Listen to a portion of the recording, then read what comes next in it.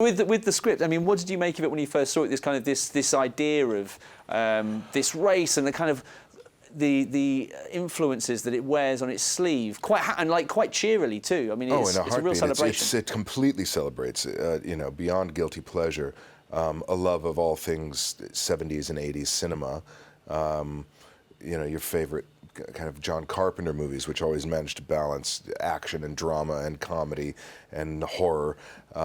We really tackle a lot of those things, and you know, testament to our writers and directors who, you know, pulled it off and delivered us upon those shores, and these actors who grounded it with fabulously poignant and very real performances within a very absurd, completely jacked setting. Way back, you're in Twin Peaks. Working from that to something like this, does it feel like TV has come a considerable distance in how it is regarded?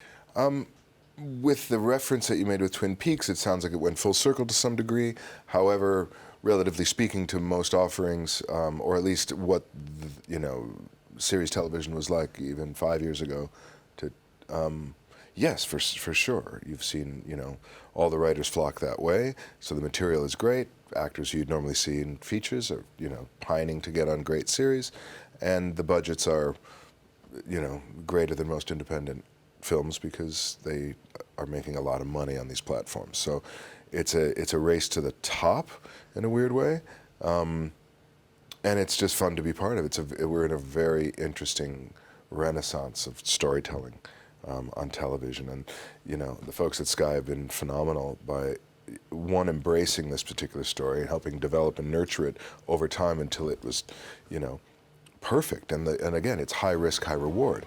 Not many people would have gotten it or made it. I think it had to be done in England, which, you know, has always set the bar on balancing, you know, great drama and legitimate cool and great music taste. I think it could have been made in the States, not to disparage, you know, but I loved filming in Manchester. I'm a huge fan of post-punk and everything that came out of there. So the bones of this was rooted in, you know, rock and roll, but we brought a bit of Western swagger and a bit of cowboy into the mix.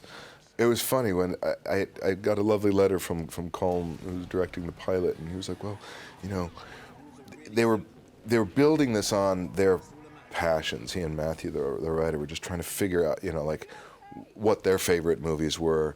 But he was, you know, I forget what some of those movies mean to people, be it Back to the Future, or, you know, Demon Knight, or, you know, whatever, or The Phantom.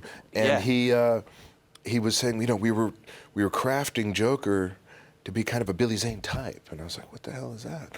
You know, and he was like, and we didn't think we'd get you. I was like, well, dude, call me. Don't let anyone play me. That's fantastic. So we just added, you know, extra sauce, and huzzah, we got this cheeseburger called Joker Jones. You saying you added extra Zane to Billy Zane? No, you did, and I'm not gonna, I can only refer to myself in the third person one time.